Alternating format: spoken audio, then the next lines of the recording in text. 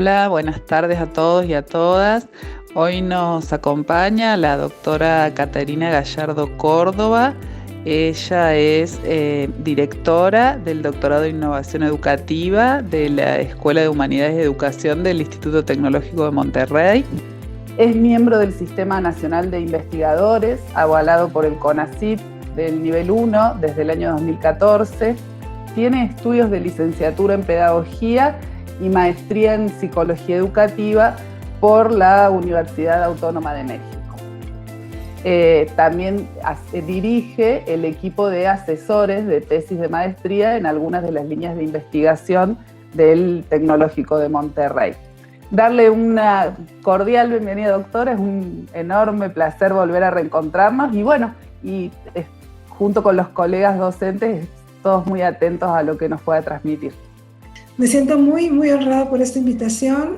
Espero que en esta tarde les pueda compartir un poquito de mi experiencia en esta línea de investigación, pues que me ha llamado mucho la atención desde hace varios años.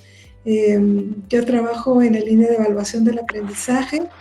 Me he topado con mucha gente de Argentina muy valiosa también en la línea. Tuve la fortuna de estar en Argentina cuando era niña, ¿verdad? Ojalá que en algún momento pueda volver a estar por allá. Y bueno, y por favor, todos los que están presentes, con la libertad de ir dejando sus preguntas en el chat. Lorena Paola, quien amablemente ha estado conmigo acompañándome en esta prueba, es quien va a comenzar después a filtrar las preguntas y a plantearlas. ¿Sí? Y bueno, y deseando también que todos ustedes se encuentren muy bien. Esta situación por la que estamos atravesando en el mundo, pues no está un poquito difícil, pero qué bueno que existen estas tecnologías para seguir adelante con lo que más nos gusta, que es formar estudiantes. Para esta dinámica de inicio vamos a usar un sistema, me imagino que ustedes lo han usado también, que es el Mentimeter o el Menti. Si es que por alguna razón llegara a fallar, entonces la actividad la vamos a hacer por el chat, ¿ok? Pero vamos a tratar. Bien, primero, pues como siempre, ¿verdad? Cuando iniciamos nuestra clase no llegamos directamente y empezamos en el pizarrón a hacer cosas. Siempre preguntamos a los alumnos, a nuestros estudiantes, cómo se sienten hoy, cómo están, ¿verdad? Entonces, esta herramienta, que les pido por favor si pueden abrir una pestaña en su navegador y poner menti.com, les va a pedir un código. Ese código, que es 667497 para esta actividad, les va a permitir poner dos palabras. Esas dos palabras son, ¿cómo te sientes hoy? Me gustaría saber ahorita, ustedes, profesoras, profesores de la Universidad Nacional de Córdoba, ¿cómo se sienten hoy para iniciar esta charla? Entonces yo aquí voy recepcionando sus palabras. Ojalá que se pueda. Sí, sí se puede, excelente. Aquí sí se dejó. Muy bien, entonces, pues, ¿cómo nos sentimos esta tarde? Expectantes, con ganas de aprender, muy bien. Algo cansados, pues ya es viernes, ¿verdad? Y el cuerpo también ya lo sabe y necesita reposar. Aprendiendo, compartiendo. Qué gusto me da saber que, pues sí, se sienten cansados, lógico, ¿verdad? Somos humanos y la semana ha estado, pues, bastante nutrida de actividades, pero qué bueno que se sienten entusiasmados, con ganas de aprender. Muy bien. Muchísimas gracias por compartir. Aquí seguimos viendo la nube de palabras cómo va creciendo. Muchas gracias. Me alegra mucho saber que ustedes se están sintiendo pues bastante bien y con energía. Y si están un poquito cansados, pues de todas maneras relájense, ¿verdad? Escuchen la plática, de repente, pues como dicen por ahí algunos de sus compañeros, vamos a aprender algunas cosas. Yo espero que sí. Y si las sabemos, las vamos a reforzar. Lo primero que quisiera comentarles es que la evaluación del aprendizaje, ¿verdad? Yo siempre lo veo como un arte de tomar decisiones.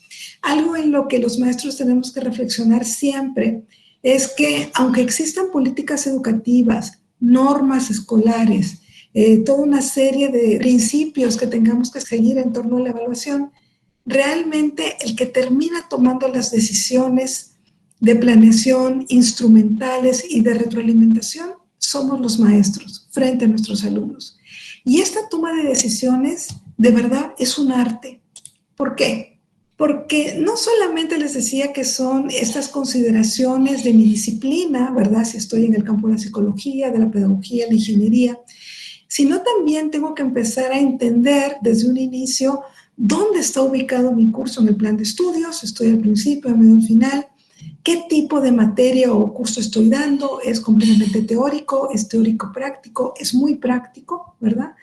Y unido a eso también hay que entender esas regulaciones institucionales que configuran la evaluación, ¿no? Por ejemplo, en el caso de nosotros del TEC de Monterrey, los alumnos en el nivel de licenciatura, carrera, tienen 2 parciales, un final, un proyecto, por lo menos 4 actividades formativas, en fin.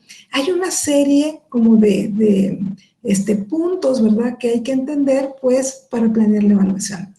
Sin embargo, hay 2 puntos más que a veces no están como tan claros y es importante entender que en esta ecuación de decidir sobre la evaluación también influyen. Uno es el modelo educativo. Modelo educativo me refiero a que cada modelo educativo viene desde una postura de la filosofía, de la pedagogía y finalmente a través de la misión, la visión, los diferenciadores de nuestras instituciones, está declarado un tipo de modelo educativo, una corriente que tenemos que entender. Por ejemplo, pues en Argentina también existen instituciones que vienen, ¿verdad?, de repente con un toque religioso, de repente de los jesuitas, otros, ¿verdad?, que son más prácticos y entonces ahorita están declarados por competencias, no sé. Siempre va a haber un marco de referencia psicológico, pedagógico y filosófico que tenemos que entender porque también la evaluación está pegada, ¿verdad?, a esas prácticas desde esa filosofía y esa pedagogía. Y entonces eso pues influye. Influyen también nuestras creencias. No solamente somos maestros, hemos sido alumnos por muchísimos años. Y esas creencias que nosotros tenemos sobre lo que es la evaluación, para qué sirve, cómo se ejecuta, también las traemos con nosotros a nuestras prácticas docentes. Entonces, entender primero qué pensamos nosotros de la evaluación, cómo la ejecutamos con nuestros alumnos y cómo hacemos que las intenciones de la evaluación vayan encaminándose en este proceso de enseñanza-aprendizaje, también son pues estas consideraciones que debemos de tomar. Por eso les decía que es un arte. No solamente es pensar en un examen, no solamente es pensar en una tarea, es todo un sistema alrededor de lo que representa la evaluación. Entonces, dicho lo anterior, ¿verdad?, que ya entendemos que la evaluación no es solamente una decisión unilateral, sencilla, sino que es una decisión compleja porque intervienen muchas variables. Ahora sí, empecemos a pensar, ¿verdad?, y a reflexionar sobre cómo afecta este cambio de modalidad en lo que es la evaluación del aprendizaje. Como lo dijimos al principio, ¿verdad?, estamos pasando por una situación en que ya no tenemos al alumno enfrente. Es decir, lo tenemos enfrente, pero de la cámara, ¿no? El alumno está en su casa o en algún lugar donde está tomando sus clases y donde también estará al momento que lo evaluemos. Hay una serie de cambios, ¿verdad?, simplemente por el hecho de cambio de modalidad, pero no todo en la evaluación cambia. Por eso es que en este punto vamos a ver si cambia su intención, vamos a ver si cambia la planeación, si cambia su aplicación y si cambia la retroalimentación. Bien, vamos a ver cada uno de esos. Con respecto a la intención, sea en la modalidad presencial o en la modalidad en línea o híbrida, la intención de la evaluación del aprendizaje no cambia. Tenemos que partir de esta premisa. La intención se mantiene independientemente de la modalidad en la que trabajemos. ¿A qué nos referimos con la intención? A lo largo de estos años, ¿verdad?, que se ha venido desarrollando el tema de evaluación del aprendizaje, hemos identificado 3 grandes intenciones.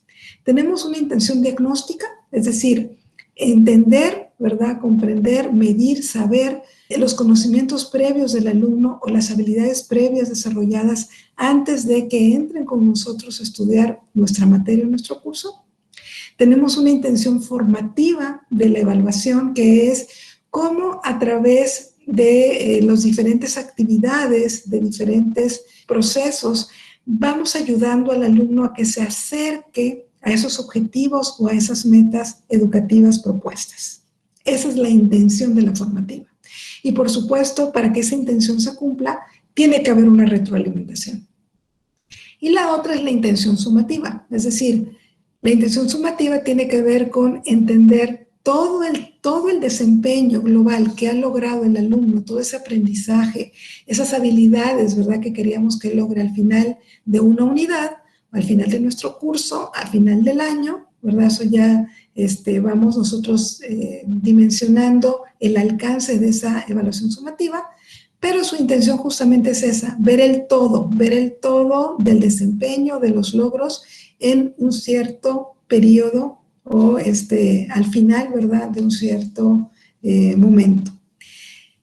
Ese es un importante punto que hay que señalar. Muchas veces confundimos la intención con los mecanismos, ¿sí? Y creo que eso es algo bien importante de decir aquí. Cuando planeemos la evaluación, primero tenemos que pensar en su intención antes del mecanismo, porque el mecanismo no determina la intención.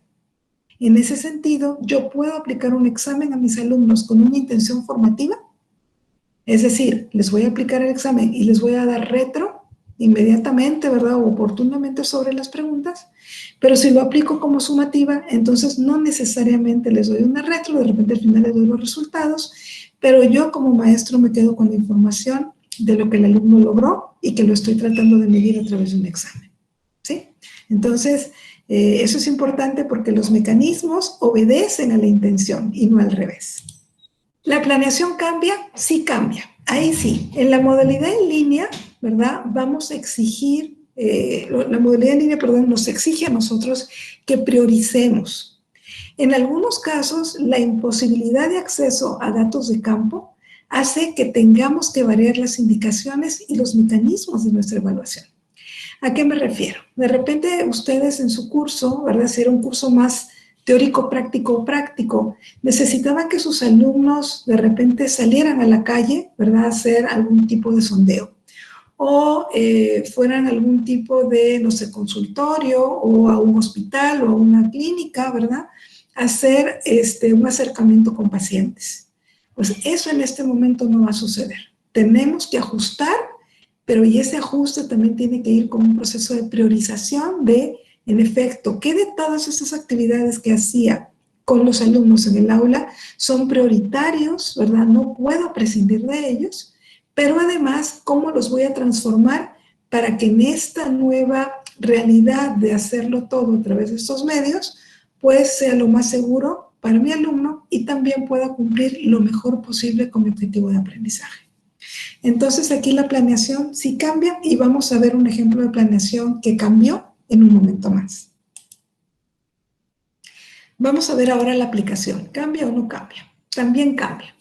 La aplicación cambia y no solo es que cambió de papel a formato digital, ¿no? No es solamente eso, es que hay una serie de herramientas que podemos utilizar para facilitar o enriquecer el proceso de evaluación. Sí, ahora, ¿verdad? Si antes nos quejábamos de que no habían tantas opciones para trabajar en estos medios con los alumnos, creo que ahora lo que nos falta es tiempo para entender y poder dominar varias de esas opciones que nos van a permitir generar procesos en su intención diagnóstica, formativa o sumativa. Entonces, la respuesta es, pues en cuanto a la aplicación, sí cambia la evaluación. Y con respecto a la retroalimentación, esa no cambia, es decir, debemos seguir siendo puntuales, dando una retroalimentación informada y que sobre todo apunte muy bien, esté muy bien dirigida hacia cómo, ¿verdad?, el alumno se encuentra en posición de lograr un objetivo de aprendizaje. Y también vamos a ver algunos ejemplos más adelante. Entonces, esas fueron las respuestas a cómo nos está afectando, ¿verdad?, este cambio. Y vamos a ver ahora, pues, qué necesitamos hacer. Yo les traigo algunas recomendaciones. Vamos a ver esas recomendaciones puntuales, pero estas que elegí creo que son las que nos van a ayudar a justamente lo que acabamos de ver, a tomar decisiones, ¿verdad? Y también a estar muy seguros de que estamos cumpliendo con la intención de la evaluación y que desde un primer momento pues vamos a tener, ¿verdad?, esa planeación muy bien estructurada para poder conducir la evaluación de la mejor manera. Estas 3 recomendaciones tienen que ver con el uso de la tabla de especificaciones, con los mecanismos para evaluar la evaluación, para poder hacer evaluación formativa, y algunos aspectos de ética de evaluación que me han estado preguntando varios profesores, porque también esa es una de las cosas que más pues nos hacen reflexionar y cuestionamos en todo este proceso, ¿verdad?, digital, donde ya no tenemos las mismas condiciones de cuidar la parte de confiabilidad, por ejemplo, de aplicación de un examen, ¿verdad?, o la autenticidad de una tarea.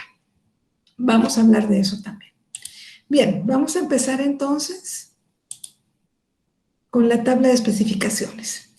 ¿Qué es eso? A ver, de repente sí lo han escuchado, tal vez lo usan como una herramienta de planeación en su universidad, eso sería lo mejor, pero si nunca la han utilizado, yo los invito a que pues puedan integrar esta herramienta desde la planeación. Esta tabla de especificaciones lo que contiene es una serie de información clave para que esa toma de decisiones que tenemos que hacer esté bien conducida y bien pensada. Por ejemplo, empezamos.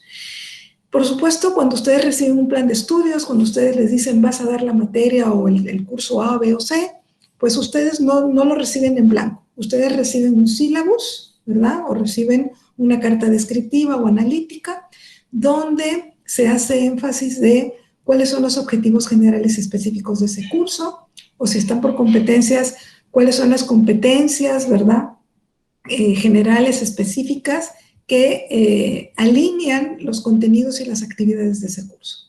Entonces, eso siempre es importante tenerlo a la vista. Este ejemplo de tabla de especificaciones viene de un curso de mecánica de 9º semestre, es un curso de ingeniería, ¿ok? Pero yo creo que va a hacer mucho sentido sin importar la disciplina.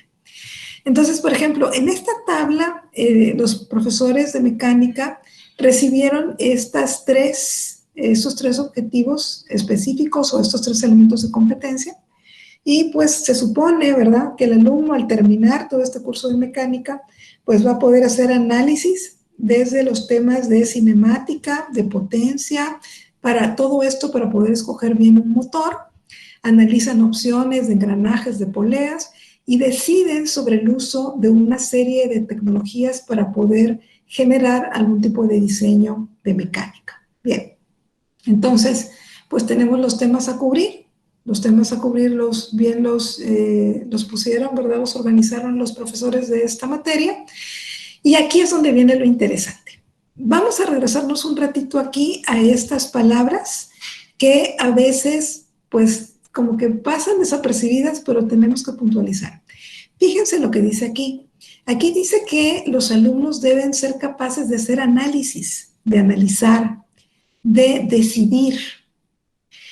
Esas palabras no son solamente buenos deseos, en el sentido que están evocando o nos están llamando a nosotros a poder trabajar en procesos de pensamiento, ¿sí? O tal vez en procesos psicomotrices, o tal vez también en algunos procesos que involucran la parte emocional afectiva.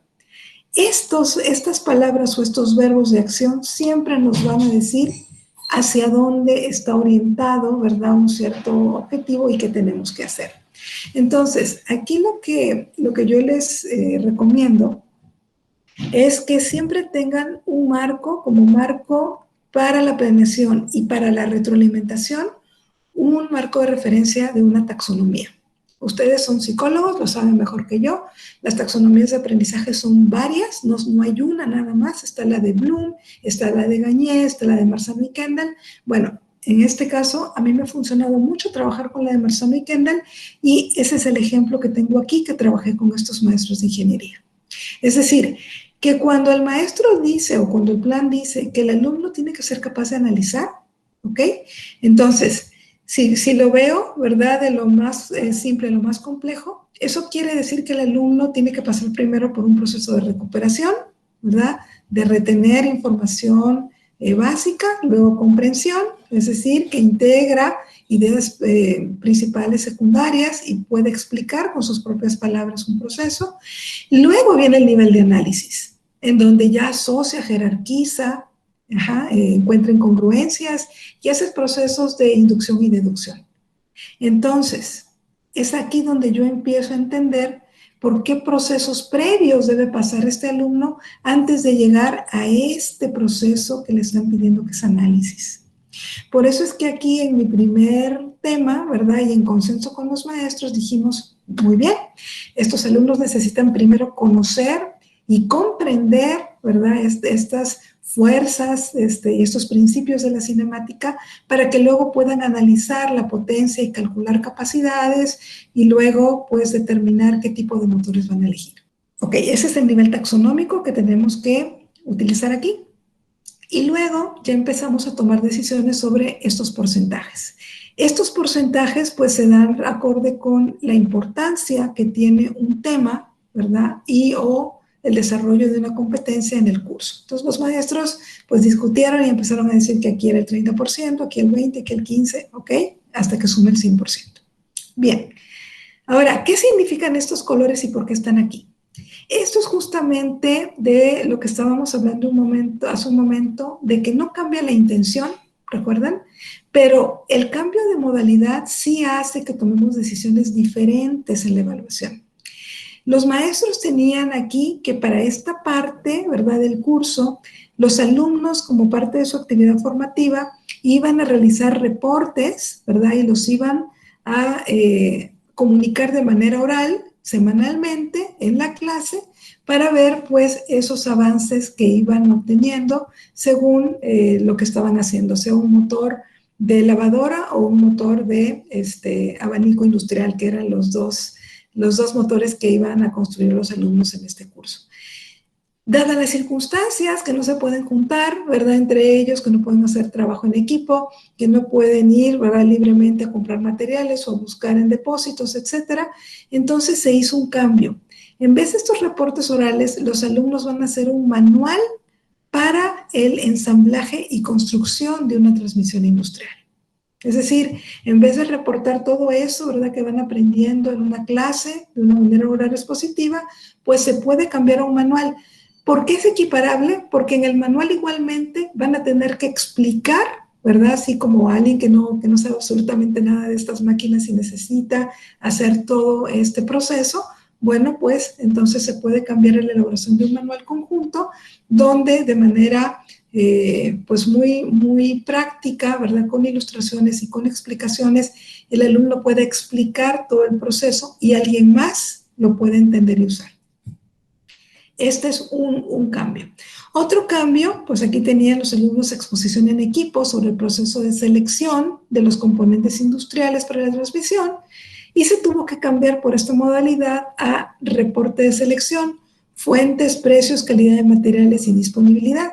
Es decir, no pueden de repente de manera verbal, ¿verdad?, en este momento hacer claro, ¿verdad?, que ya dominan este proceso de selección, pero sí de repente pueden armar en una página web o en algún libro electrónico que van armando ellos, pues todas estas fuentes que finalmente les van a servir ya cuando ellos regresen, ¿verdad?, y puedan hacerlo de manera física, pues ellos ya van a tener esa selección previamente hecha.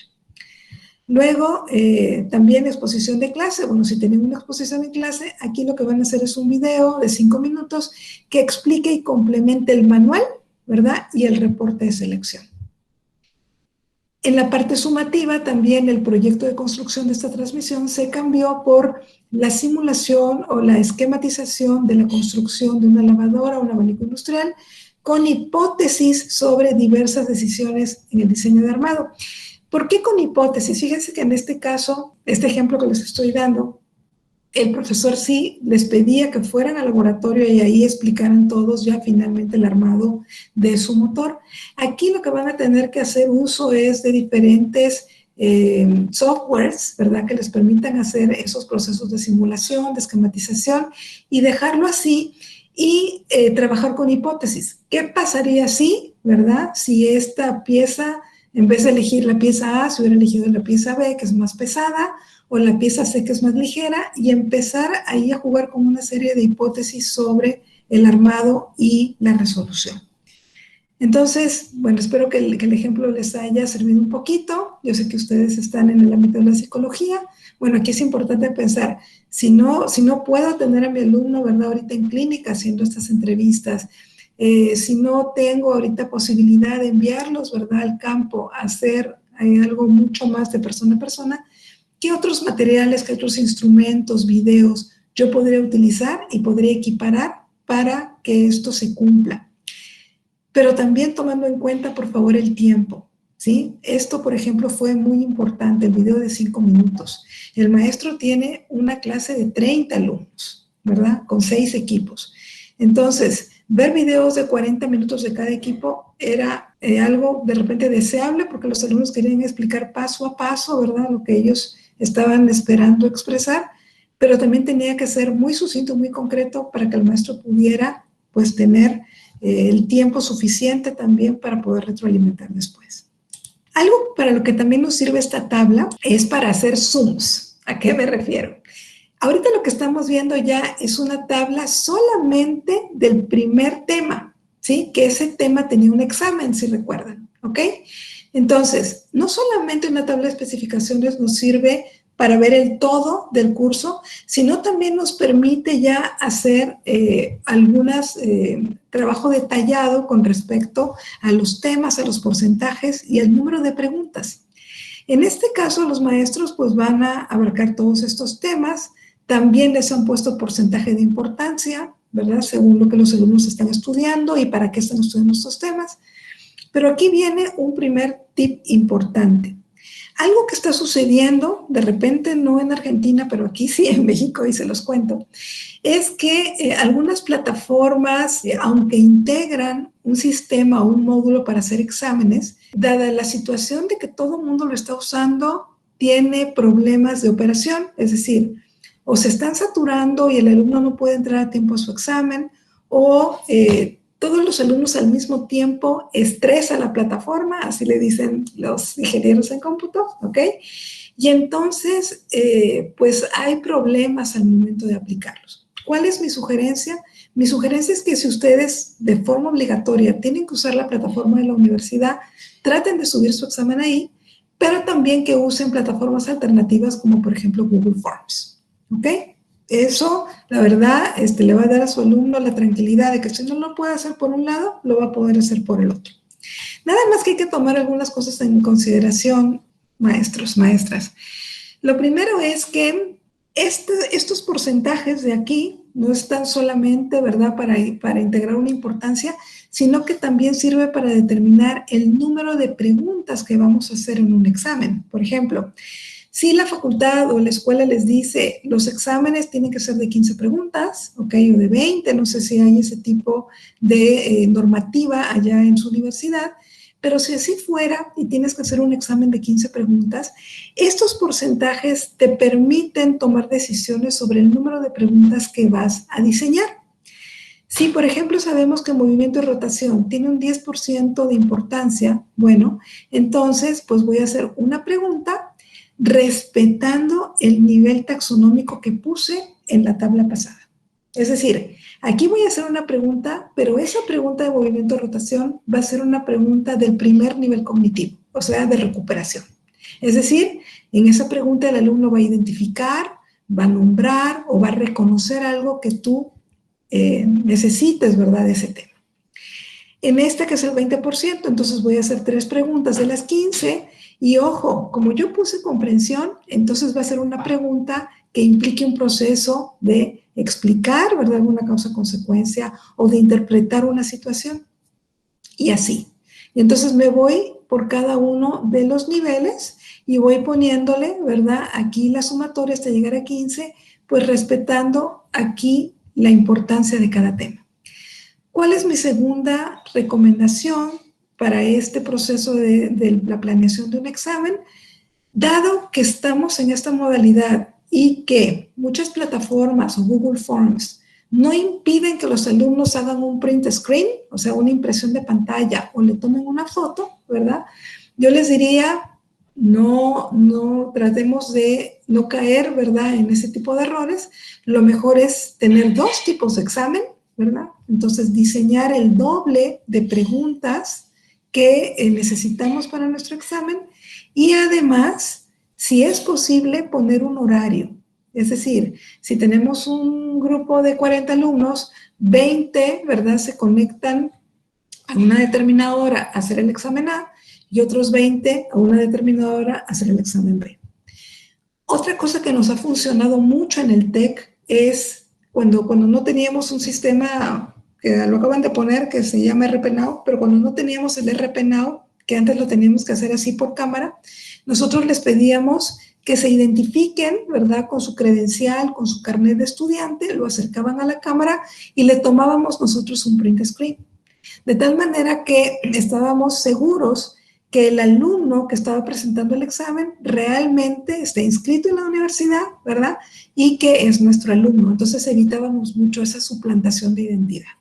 Esa es otra cosa. Entonces le tomábamos foto y lo pegábamos en un Word y hacíamos un reporte, ¿verdad?, de los alumnos que se presentaron en el turno A o en el turno B. ¿Sí? Bueno, espero que les sirva por ahí también ese tip. Otro, antes de dejar este punto, es que, por favor, maestros, si ustedes están compartiendo materia o curso con alguien más, vamos a decir, la profesora Lorena con la profesora Luciana, ¿verdad? Están las dos dando la misma materia, pues sería importante que tomen, ¿verdad?, esta tabla de especificaciones para hacer un trabajo colegiado, y con base en ese trabajo colegiado, entre las dos puedan organizar todo este banco de reactivos y decidir qué preguntas van al examen A y qué preguntas van al B. Es mucho mejor y más fácil, ¿verdad? De repente cuesta un poquito de trabajo al principio ponerse de acuerdo, pero después es mucho más fácil y el trabajo pues no se nos carga tanto. Entonces aquí les decía hacer dos versiones en Google Forms. La verdad, Google Forms, yo espero que lo hayan utilizado. Si no, si tienen una cuenta de Gmail, es muy, muy fácil, ¿verdad?, entrar ahí al Drive y pedir un Google Forms. Hay una tuerquita, ¿ok? Si nos da tiempo al final se las enseño. Hay una tuerquita que uno le hace clic y ahí es donde hay que pedirle que en vez de simplemente como un cuestionario, ese cuestionario se vuelva prueba con puntuación. Y es así como vamos entonces organizando y configurando el examen. Ahora, ¿qué otras cosas también les puedo recomendar para cuando ya estén redactando sus preguntas, sean abiertas o cerradas? Todo tiene pros y contras, ¿verdad? Como en todo lo que nosotros decidamos hacer. Por supuesto, si se hacen preguntas abiertas, es mucho más confiable, ¿verdad?, entre comillas, que los alumnos no se copien porque pues definitivamente podríamos saber nosotros como maestros con mucha experiencia cuando una pregunta pues la sacaron de Google y la pegaron, ¿verdad?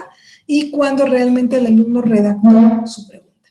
Aquí nada más el riesgo es que si no delimitamos el número de palabras para una respuesta abierta, podemos toparnos, ¿verdad?, con largos ensayos de todos los alumnos y al final no poder hacer una buena evaluación de esas respuestas. Entonces, hay que delimitar el número de caracteres o palabras. Eso se puede hacer en el Google Forms y no dudo que se puede hacer en cualquier plataforma para evitar que los alumnos pues tengan muchísima libertad de escribir y escribir y escribir, ¿verdad? Y después nosotros estamos un poquito rebasados con el trabajo. Entonces, que se centren en lo esencial, en lo puntual que les estamos preguntando. Otra sugerencia es que hagas preguntas claras, ¿verdad?, pero a la vez complejas. Acuérdate que en la tabla de especificaciones están los niveles taxonómicos. Entonces, si tu nivel es comprensión, no le pides que haga un resumen, ¿verdad? No le pides que identifique un nombre. Si estás en comprensión, entonces que en sus propias palabras te explique las causas y consecuencias, ¿verdad?, de algún evento o cuáles son las ideas principales y secundarias de algún tema, ¿sí? O en análisis, bueno, pregúntale, ¿verdad?, cómo se asocian las ideas del autor 1 y 2, cómo jerarquiza la importancia, tal vez, de algunos puntos o principios de un tema, o le pones una situación tal vez errónea, ¿verdad?, adrede, y a propósito está errónea, y que ellos ubiquen dónde están esas incongruencias para discutirlas. De eso se trata, hacer preguntas, pues, que exijan un proceso de pensamiento más allá de la memorización. Luego también yo les recomiendo que dada esta situación, ¿verdad?, de que no estamos controlando muy bien toda esta parte de la confiabilidad en un examen, pues determinen sanciones en caso de copia, en caso de suplantación de entidad, en caso de plagio, bueno, etc. También lo que ustedes pueden hacer si recurren a estas preguntas abiertas en un examen, pues cuando vean ahí algunas preguntas, algunas respuestas demasiado bien elaboradas, que nos levanten alguna sospecha, siempre si no cuentan con un software para analizar la similitud, lo mejor es copiar y pegarlo en Google, ¿verdad? E inmediatamente nos va a llevar a los lugares donde hay respuestas similares o idénticas, ¿sí? Entonces, pues esa es una manera también de corroborar que nuestros alumnos han sido honestos en los exámenes de preguntas abiertas. Con respecto a las preguntas cerradas, de opción múltiple, por ejemplo, yo lo que les recomiendo es que revisen primero muy bien la base de la pregunta, ¿ok? Donde estamos haciendo la afirmación, donde estamos planteando la pregunta o donde estamos haciendo una comparación, para que no tenga pistas de las respuestas, ¿verdad? Y tampoco que tengan verborrea innecesaria, ¿no? ¿A qué me refiero? Por ejemplo, le quiero preguntar a un alumno, ¿cuáles son las causas, verdad, más comunes de cierta patología? Y le pongo, por favor, selecciona las causas más comunes de esta patología que vimos en la clase del 20 de abril. O sea, esa parte, ¿verdad? Que de repente nosotros queremos ser como específicos con ellos para que no se pierdan, pero en realidad eso no tiene nada que ver con la pregunta. Entonces, siempre verifiquemos que lo que estamos preguntando quede lo más limpio posible, ¿sí? Para evitar por ahí confusiones. Luego, determina siempre por lo menos 4 opciones de respuesta con justificación. ¿A qué me refiero? Yo creo que igual que aquí en México, en Argentina, a veces nos dicen los alumnos que en vez de examen de opción múltiple fue de confusión múltiple, ¿no? Y entonces eso tiene que ver mucho con cómo nosotros como maestros elegimos las opciones que no son correctas, ¿sí? Muchas veces pues nos da así como, nos agarran las prisas, ¿verdad? O ya estamos muy cansados y ponemos la respuesta correcta y las otras 2 o las otras 3 opciones realmente pues casi están gritando, ¿verdad? Que hay una sola respuesta correcta. Entonces ahí lo que procuramos hacer en esta parte de los diseños es que si vamos a optar por una opción que no es correcta, pero que podría optarse como correcta, ¿verdad? Con algún error, siempre hay que justificar por qué está ahí, ¿no? O sea, de repente, este autor no es el correcto, ¿verdad? Pero es muy cercano porque es de repente unos años, ¿verdad? Años después apareció este autor con su obra. Y entonces lo ponemos. Pero ya estamos seguros de por qué estamos eligiendo una opción. No es así como que al azar. Otra recomendación es tratar en lo posible de estos exámenes de no poner ninguna de las anteriores o todas las anteriores, porque eso también está invalidando algunas de las opciones que no son correctas. Estamos como jugando, ¿verdad?, a que el alumno adivine cuál es la correcta o cuáles todas no son las correctas, y eso también pues genera confusión, ¿ok? Y finalmente no nos está permitiendo ver de manera transparente si el alumno pues está muy consciente de cuál es la respuesta correcta y por qué las otras no, ¿ok? Entonces, bueno, esas son también algunas recomendaciones desde la experiencia y desde la teoría. Vamos a pasar ahora a la evaluación formativa, que creo que esa también es una de las intenciones de la evaluación, que a veces con esta situación que estamos viviendo, pues no estamos dimensionando bien cómo, ¿verdad?, realizarla y en qué momentos, y sobre todo, cómo dar la retroalimentación sin que sea pues tan tedioso, ¿sí? Bueno, aquí nada más para hablar un poquito de la intención de la retroalimentación. Acuérdense que esta retroalimentación lo que busca es de la evaluación formativa es acercar paulatinamente a los estudiantes al logro de esa meta, de ese desempeño, de ese objetivo que estoy esperando, ¿no? Y entonces ese acercamiento pues va a ser un proceso en el cual los vamos a acompañar y tenemos que ir puntualizando qué cosas ya logró y qué cosas faltan, ¿verdad?, para lograr esa meta. Esa es la intención. Vamos a hablar de algunos mecanismos que, otra vez repito, los mecanismos también pueden ser sumativos dependiendo de la intención, pero ahorita vamos a hablar de estos mecanismos con intención formativa, ¿ok? Y también yo me voy a otra vez a referir a la toma de decisiones, porque a veces, ¿verdad?, no nos detenemos a reflexionar por qué asignamos un tipo de tarea al alumno sin tener esto como muy claro. Ojalá que esto los ayude también a tomar decisiones sobre el proceso de evaluación formativa. Es clásico, ¿verdad? Ya es clásico que a los alumnos les dejemos resúmenes, les dejemos ensayos, ¿ok? Les dejemos hacer un proyecto, pero pocas veces pensamos en los procesos de pensamiento que estamos detonando, ¿verdad?, en los alumnos cuando les asignamos este tipo de actividades. Cada una de estas actividades, sea un producto escrito, sea una actividad oral, o tal vez lo plasmemos en un organizador gráfico, todos ellos están vinculados a un tipo de proceso de pensamiento, ¿ok? Y así es como está ordenada esta gráfica, esta diapositiva. Cuando hacemos la tabla de especificaciones, sabemos que al alumno le vamos a pedir en cierto punto que haga un proceso de recuperación, es decir, que pueda dominar el vocabulario, ¿ok?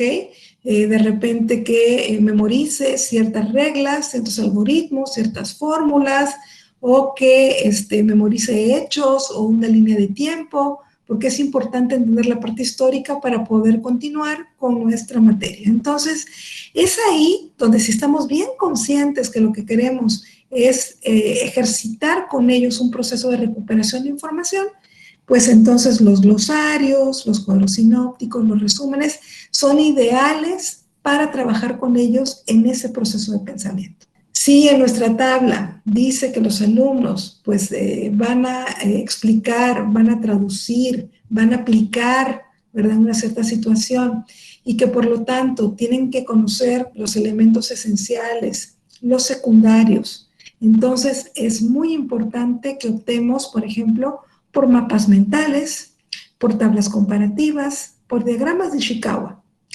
¿Cuál es la diferencia entre estos, verdad, que están en el punto 2 y estos del punto 1? Estos de aquí siempre los van a remitir a información puntual, detallada, ¿verdad?, sin tanta modificación, porque así lo indica el libro o así lo indica una palabra. Aquí ya empezamos con los alumnos a trabajar más, ¿verdad?, en extraer lo principal, en entender cómo se conecta con lo secundario. Es una preparación para que luego puedan realmente ya hacer asociaciones y jerarquizaciones en el análisis. Entonces, este tipo de actividades, por ejemplo, el mapa mental, ustedes han trabajado mapas mentales mucho con sus alumnos, pues implica tener un nodo padre o un nodo madre, ¿verdad?, nodos hijos, y empieza entonces a haber una relación de un tema principal, subtemas y sus elementos. Eso, ¿verdad?, permite justamente hacer pues esta vinculación de las ideas principales y secundarias. Y algo maravilloso de los mapas mentales es que también lo acompañamos con figuras, con colores, y eso refuerza la parte de la simbolización en la comprensión. Entonces, pues un mapa mental es excelente cuando tenemos que trabajar con ellos comprensión. Tablas comparativas, ¿verdad? ¿No? Está extrayendo, ¿verdad?, cosas de diferentes elementos, de diferentes autores, corrientes, pero los está todavía poniendo en una tabla, y esa materia prima posteriormente le servirá para empezar comparaciones y asociaciones. El diagrama de Ishikawa, si no lo han visto, lo quieren googlear por ahí, es un diagrama de pez, así le dicen, así como espinas, ¿verdad?, y una idea principal, que lo que nos permite es hacer una serie de causas y consecuencias, ¿verdad?, organizados de tal manera que se vea la afluencia de las causas y una posible consecuencia. Entonces, ese también es otro diagrama que nos permite trabajar con ellos este proceso. Cuando ya en nuestra tabla de especificaciones, en nuestros objetivos, dice que el alumno es capaz de analizar, Ok, entonces ahí nos vamos un poquito más allá con algunas tareas un poco más complejas, como por ejemplo los diagramas de Venn, donde encontramos, ¿verdad?, elementos en común y elementos diferenciadores, mapas conceptuales, donde va a haber una jerarquización, a diferencia del mapa mental, ¿verdad?, que es abierto y solamente nos permite la construcción de relaciones. En un mapa conceptual no solamente son las relaciones, sino que ya se integra la jerarquización. Entonces, pues aquí ya en el análisis es importante este tipo de actividades. Podemos pedirles ensayos argumentativos, ¿verdad?, que partan de una hipótesis, de una postura, o también podemos pedirles que hagan una serie de debates, ¿ok?, sobre, pues, algún tema. Esto entra ya en el nivel de análisis.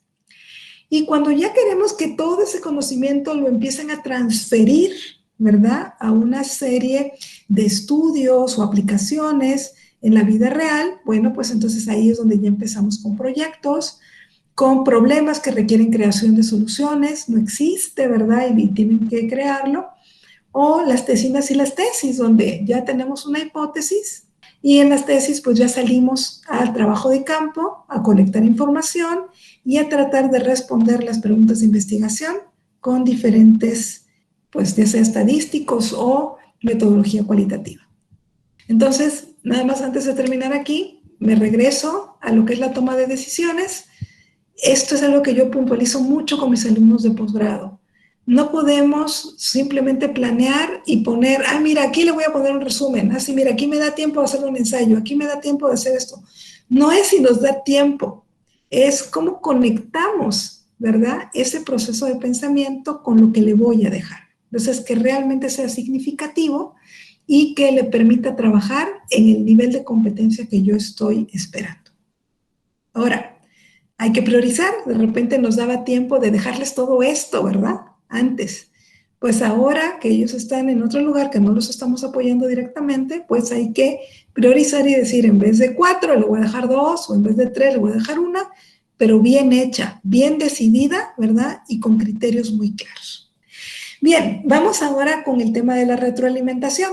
Aquí acuérdense que la evaluación formativa no puede existir sin retroalimentación, ¿sí? No cumple con su objetivo si no existe una retro. Entonces, algo que me gusta mucho destacar es que esta definición del constructo de retroalimentación ha ido evolucionando muchísimo. No sé si por ahí alguno habrá leído hace 20 años de repente a Sadler, a Wiggins, ¿verdad? Estos estudiosos de la retroalimentación se referían a este proceso simplemente como el acto de comunicarle al alumno, ¿verdad?, sus fortalezas y debilidades, y el alumno, pues algo hacía con eso, ¿verdad? La cosa es que, pues nos sentíamos tranquilos de que eso los iba acercando a la meta. Han pasado pues ya casi 30 años desde aquella primera definición de Wiggins y Sanders, y ahora pues esto ha cambiado y también se ha ido transformando para bien, ¿verdad? En vez de solamente ser un acto comunicativo, si quieren, unidireccional, ¿verdad?, del profesor al alumno, realmente ya se convirtió en un acto comunicativo pues más hacia la construcción del conocimiento. Entonces, la retroalimentación se ve como un acto comunicativo y un proceso social en el que el poder, la emoción y el discurso impactan en cómo los mensajes se construyen, se interpretan y se actúa en consecuencia. ¿Sí? Todos esos elementos antes no estaban, o sea, no era posible pensar en que todo eso ahora sí se está tomando en cuenta, pues gracias a que han habido 30 años de estudios con respecto a la retroalimentación. Algunas cosas muy puntuales que me gustaría que se lleven de estrategias, ¿verdad?, sobre todo para este momento en que necesitamos ser muy puntuales y tener una inteligente administración de nuestro tiempo, es que podamos visualizar nuestra retroalimentación como un proceso que va a cumplir con estas características. Es decir, que el lenguaje esté bien utilizado, ¿ok?, que en los momentos más importantes de todas nuestras semanas de clase identifiquemos esos momentos para poder dar una buena retroalimentación y también que identifiquemos cuáles son esos mejores canales, los más eficientes, además de que sean los correctos, ¿verdad?, y los que nos permita la universidad realizar. vamos a ver algo con respecto al lenguaje. Cuando les digo que hay que cuidar el lenguaje, no solamente me refiero a que si somos cálidos, ¿verdad? O si somos de repente medio bruscos diciendo algo. No, me refiero a que esos verbos de acción, ¿verdad? Que vamos a utilizar sean realmente los que les va a permitir al alumno entender con precisión lo que le queremos decir. Muchas veces usamos los verbos, por ejemplo, no sé, de repente reflexiona, ¿verdad? Indaga o profundiza. Y realmente, así como que de repente el alumno te dice, sí, maestra, sí le entendí, pero realmente no le estamos diciendo qué es lo que esperamos que haga como proceso de pensamiento más allá de la información. Es decir, sería mucho mejor, en vez de profundiza, ¿verdad?, decirle asocia.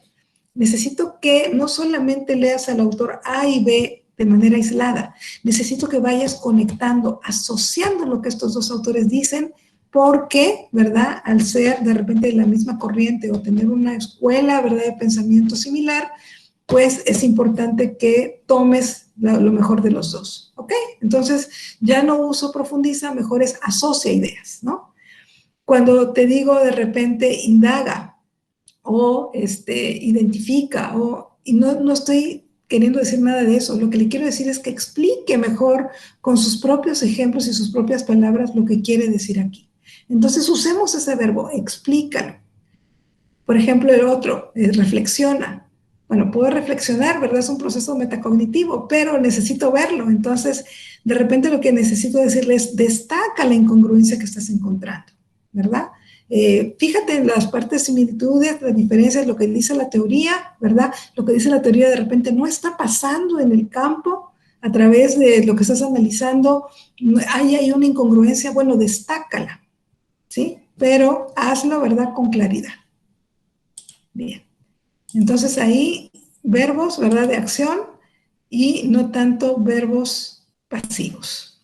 Bien, algo que también puede funcionar en esta situación en la que estamos tratando de ver cómo trabajar mejor con nuestros estudiantes para darles una retro, es cómo voy a dar la retroalimentación.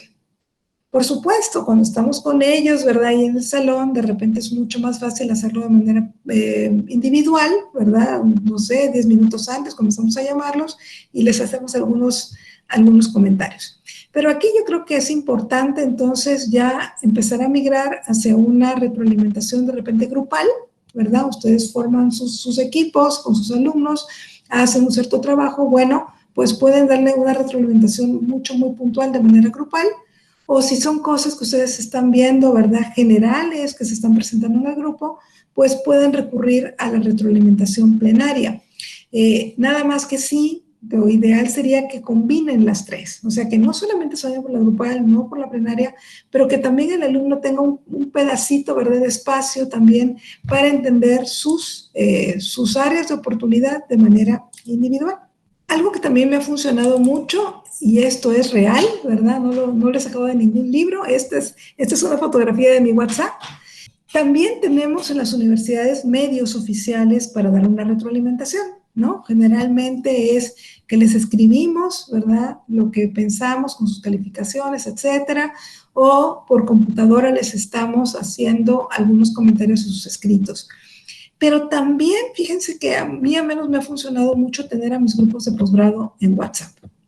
Tiene sus ventajas, muchas, ¿verdad? Tiene la ventaja de que los tienes cerca, de que pueden preguntarte algo y responderlo más o menos de manera inmediata, no estar esperando entrar a la plataforma para ver qué dudas tienen y entonces responder. Nada más que tiene reglas, ¿eh? Eso sí, cuando hice mi grupo de WhatsApp, tiene reglas. Por ejemplo, que es de lunes a viernes, ¿verdad? Yo no atiendo dudas después de tal hora. Fines de semana, no, ¿verdad? O sea, eso no es posible. No memes, no videos, no chistes, o sea, que sea exclusivamente para aspectos académicos, ¿ok? Y que, según lo que ustedes establezcan, se van a responder. Algo que me gustó mucho, ¿verdad?, de esta experiencia es que, bueno, en este caso, pues respetaron, además de que respetaron las reglas, es que si aquí se dan cuenta que grabé un audio, les pude también dar retroalimentación por audio.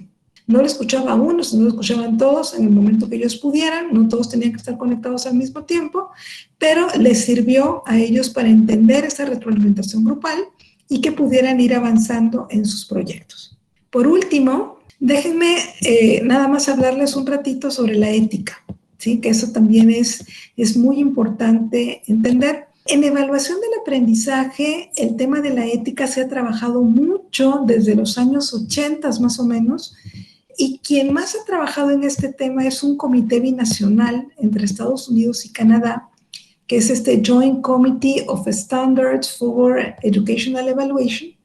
Y este Joint Committee ha tenido muchos años, ¿verdad?, emitiendo una serie de estándares de factibilidad, de utilidad, de precisión, de ética y posteriormente de metaevaluación. Bueno, este Joint Committee nos hace una serie de recomendaciones y yo les traje aquí 5, ¿ok?, que tenemos que considerar. La primera, y son muy claros, es que todas nuestras decisiones de evaluación para los alumnos, por supuesto, tienen que estar alineados con el modelo educativo que rige nuestra institución, ¿no? Entonces, ahí nada más ser muy claros, ¿verdad? Si la institución no lo tiene o de repente lo tiene por ahí, pero nadie lo consulta, ¿verdad? Hay que ver esas normativas, ¿verdad? Y ese espíritu que se tiene desde la universidad de lo que es y representa la evaluación. También se necesitan una serie de políticas y procedimientos para poder hacerlo. Ahora que estamos en esta modalidad, yo los invitaría a que, si no lo tienen como facultad o como escuela, sí exista, ¿verdad?, un documento sobre qué es la evaluación, qué procede, cómo la van a planear, qué se espera del alumno. Tener esa claridad de los criterios es muy importante. Luego nos pide este Joint Committee que siempre tengamos confidencialidad de los resultados. Aquí me hace acordar, a veces en las escuelas hay esos como, nuestro alumno estrella, ¿verdad?, es del semestre y todos los que siguen, ¿verdad?, según sus calificaciones. Bueno, aquí más bien es lo contrario. Este estándar de ética nos pide que siempre los resultados de los estudiantes, sean evaluación formativa o sumativa, siempre sea un dato personal. Luego el trato digno y apertura a oportunidades de desarrollo, en el sentido de que, y ahora sí tenemos que ser como muy claros, ¿verdad?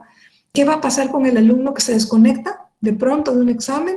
¿Qué va a pasar con el alumno que tuvo alguna situación, ¿verdad?, y no pudo conectarse a la hora que necesitaba para hacer su tarea, o la mandó 3 horas más tarde? Es decir, siempre con dignidad, ¿verdad?, pero con puntualización, qué estamos esperando del alumno en la evaluación, pero que también qué consideraciones podríamos tomar a lo largo del semestre o del año.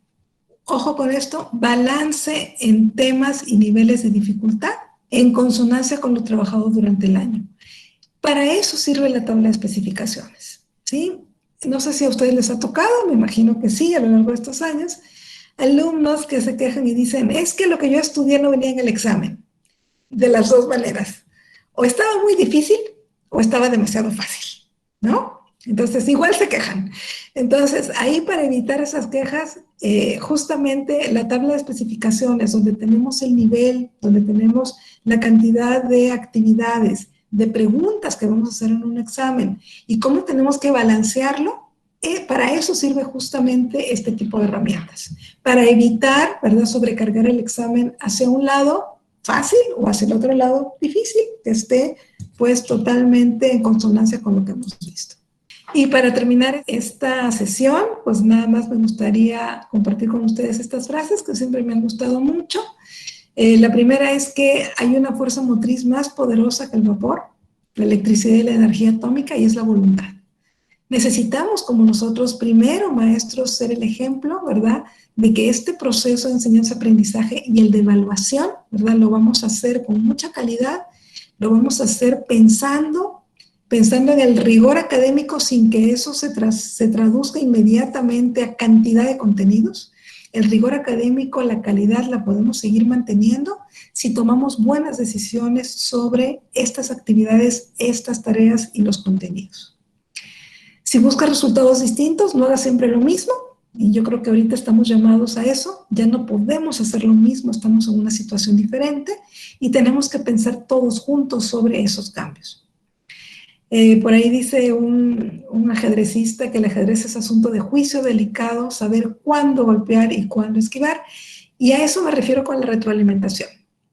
No se agobien, así decimos aquí en México, ¿verdad? No se aturdan con pues tareas interminables, ¿verdad? Con ensayos larguísimos que finalmente pues a ustedes les van a impedir dar una retroalimentación apropiada.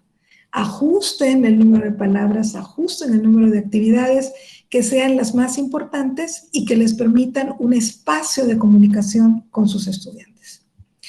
Y para terminar, no soy un maestro, soy un despertador. Tenemos que despertar primero nosotros, despertar a los alumnos y decirles, pues lo que creíamos, ¿verdad? Que era seguro, que era nuestra vida cotidiana, ya no lo es. Tenemos que cambiar, tenemos que ajustarnos a nuevas dinámicas y pues somos seres pensantes, ¿verdad? Que tomamos buenas decisiones y entonces estamos ahí para despertar al alumno y que empiece también él a adaptarse a estas nuevas situaciones. Aquí en esta presentación, ustedes la pueden buscar en Google, está abierta, ¿verdad? Aquí también les dejé las referencias, muy buenas referencias que hablan sobre diferentes puntos que hemos tocado hoy en esta plática, si ustedes quieren profundizar. Y siempre, siempre voy a estar abierta a que pues, me puedan mandar un correo, que podamos intercambiar ideas sobre los procesos de evaluación. Y bueno, yo ahorita ya me quedo aquí con ganas de escuchar sus preguntas o comentarios. Muchas gracias. Muchas gracias, doctora. Muy, muy interesante sus planteos y sus orientaciones. Ahora vamos a abrir el espacio para las preguntas. La profesora Castillo plantea si se asignan notas, porcentajes a la evaluación formativa. Bueno, ese es un tema. Y fíjense que bueno, perdón, ¿quién me lo preguntó?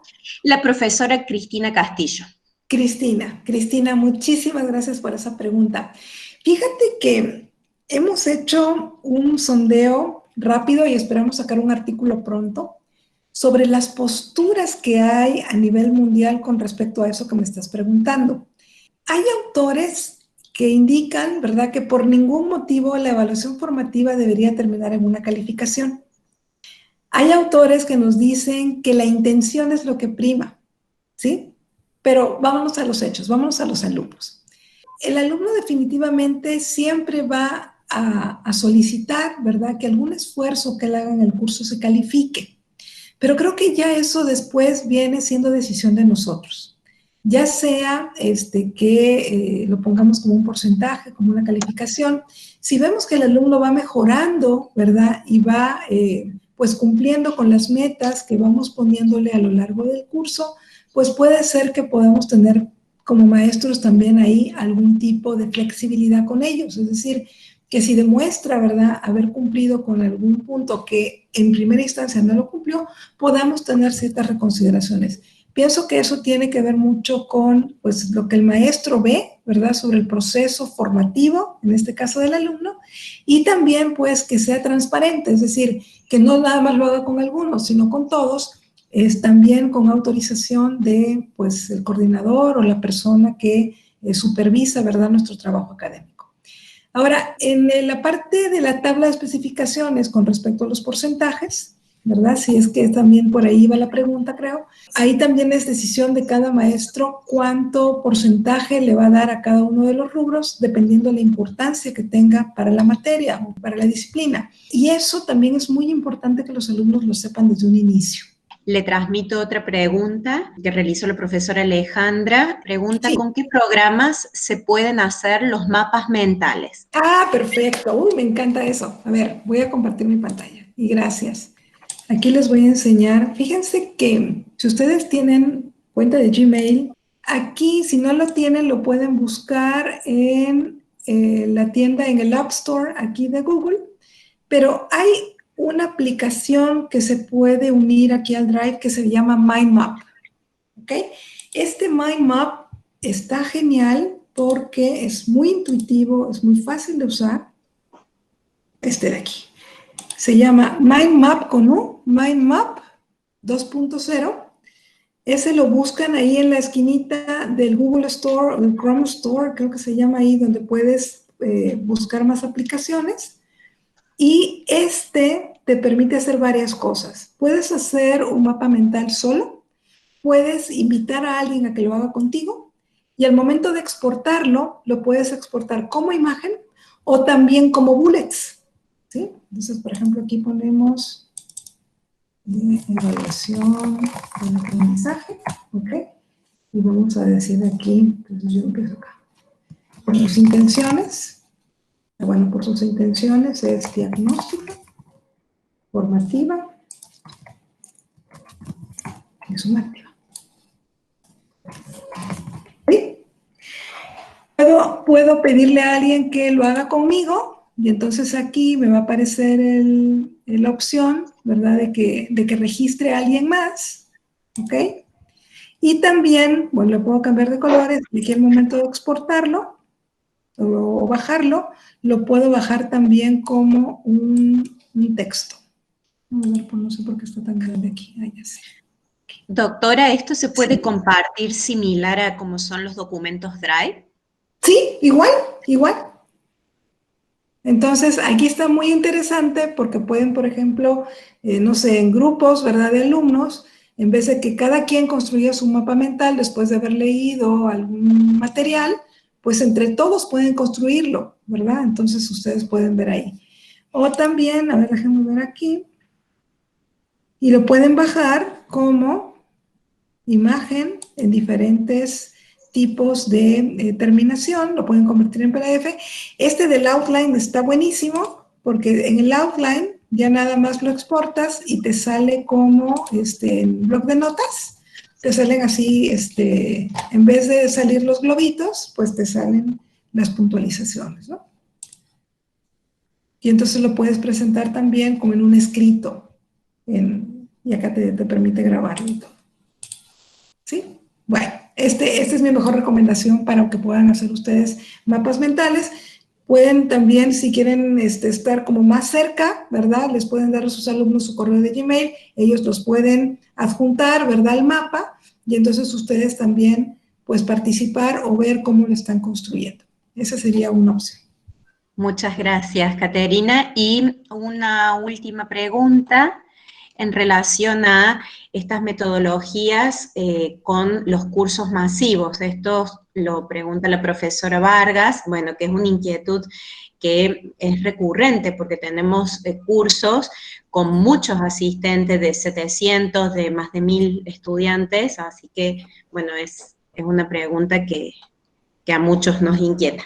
Quiero entender un poquito más la pregunta. ¿Va en el sentido de la evaluación que podemos hacer en MOOC? Sí, porque un MOOC, ¿verdad? Como todos lo sabemos, es un curso masivo, abierto, en línea, que tiene el principio de la autodirección. Realmente en un MOOC, pues, a menos esa no es su intención, no hay alguien retroalimentando, sino más bien existen una serie de repente, exámenes cortos, ¿verdad? Pero que el alumno los puede hacer las veces que quiera. Total, son solamente momentos para poder reafirmar lo que se sabe, ¿verdad? Y continuar con el curso. Yo entiendo que en todos los MOOC existe también al final la opción de certificación, y eso ya es otra cosa. El alumno tiene que pagar por esa certificación y someterse a un proceso de evaluación más riguroso. Entonces, por eso quiero saber muy bien cuál es la pregunta. Aquí otro profesor que pregunta sobre la misma línea, el profesor Pérez, refiere Ajá. también esto de evaluar de una manera masiva online y cómo evitar la copia. Ok. Bueno, si van a evaluar de manera masiva online, ahí sí, pues van a tener que recurrir a un cierto tipo de software que les permita, pues, por ejemplo, bloquear algunas cosas como el print screen o el copiar pantalla, hacer procesos de autenticación con los alumnos, ¿no? En sí, o sea, si van a hacer un examen para 900, va a estar abierto, ¿verdad? En cualquier hora. Y el alumno lo puede responder 3, 4 veces. La verdad es que esas son las peores condiciones, ¿verdad?, para decir que un examen se aplicó de manera confiable. Hay sistemas, por ejemplo, nosotros en el TEC mucho tiempo tuvimos una aplicación que se llamaba Respondus, Y Respondus lo que hacía era, a través de Blackboard, poner el examen, pero el alumno no podía usar absolutamente nada más que el mouse para responder. No podía usar el teclado, no podía usar el print screen, estaba en la cámara, ¿verdad?, con los maestros. Pero aún así, ¿verdad?, nada evitaba que tuviera de repente un celular al lado o que tuviera una tablet, ¿no? Y entonces que estuviera como haciendo doble, triple vista. Lo único que ahorita sí nos está permitiendo tener mucha más, pero mucha más confianza en la aplicación de exámenes es un sistema que se llama RPNow. Es un sistema que tiene 3 etapas, bien interesantes. El alumno primero abre, ¿verdad?, su computadora y cuando acciona el programa, primero la computadora le cierra todo, ¿verdad? No hay ninguna otra ventana abierta. Y antes de seguir, tiene que hacer una grabación de 360 grados. El alumno se tiene que parar con su lap, ¿verdad? Y hacer toda una grabación y eso se queda ahí. Entonces ya después el sistema registra que ya hizo la grabación y luego empieza el examen. Al empezar el examen, como el maestro es el que dicta las condiciones, por ejemplo, no puede haber nadie, ¿verdad?, alrededor. De repente eres de los maestros que dice, no quiero ni un cuaderno, nada, o sea, que esté absolutamente vacío el lugar donde está, y entonces eso se comprueba con la cámara. Y si el alumno hace algún movimiento, o entra un gato por la ventana, ¿verdad?, o sopla el viento y se mueve la cortina, todo eso el sistema lo va detectando. Al final el alumno cuando termina y le da terminé mi examen, todavía el sistema no lo deja en paz, porque también le pide otra vez, ¿verdad?, que haga la rigurosidad de volver a hacer el 360 y pasa un tiempo, se registra todo y a los maestros nos llega el reporte y no podemos emitir calificación hasta que no estamos seguros que todo ese proceso se dio con total confiabilidad. ¿Qué es lo que pasa? Digo, tampoco vamos a ver los 360 minutos de video, ¿verdad? Lo que te arroja este sistema es como un pequeño termómetro, vamos a decirlo así, donde te indica en rojo si es que en algún minuto hay algo sospechoso. Entonces vas y verificas, ¿no? Entonces si ya viste que fue el gato o ya viste que fue la cortina, que no pasa nada, bueno, entonces ya le asignas su calificación. Eso es lo más avanzado que ahorita hay en el mercado para este tipo de evaluaciones. Pero, pues como sabemos que las licencias son caras, ¿verdad? Que de repente la universidad ahorita pues no puede invertir en ese tipo de sistemas, pues lo ideal sería tener grupos, o sea, si es que son 900 alumnos, pues irlos, ¿verdad?, agrupando, no sé, de 15 en 15, de 20 y 20, con sus credenciales y pues hacer diferentes versiones de examen para poder de alguna manera entender que pues se hizo todo lo posible para que no hubiera tanta situación de posibles copias.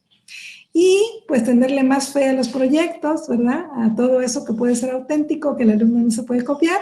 Bueno, pues de repente también van a tener que cambiar ahí las ponderaciones. Muy, muy clara su presentación. Por supuesto que no se agotan las inquietudes porque, bueno, este es un trayecto que venimos construyendo, pero realmente muy valiosos los aportes. Nos brinda más herramientas para seguir pensando, para seguir construyendo. Muchísimas gracias a todos. Qué bueno que les haya servido parte de lo que conversamos esta tarde. Y bueno, yo sé que también muchos decían que estaban muy cansados, así que ya, por favor, váyanse a tomar su café, su mate, ¿verdad? Luciana, que ya nos conoces aquí en el TEC de Monterrey. Ya sabes que los profesores somos muy apasionados de estos temas en la Escuela de Educación y con todo gusto seguimos conversando en algún momento. Muchas gracias. Muchas gracias. Seguramente estamos en contacto. Gracias.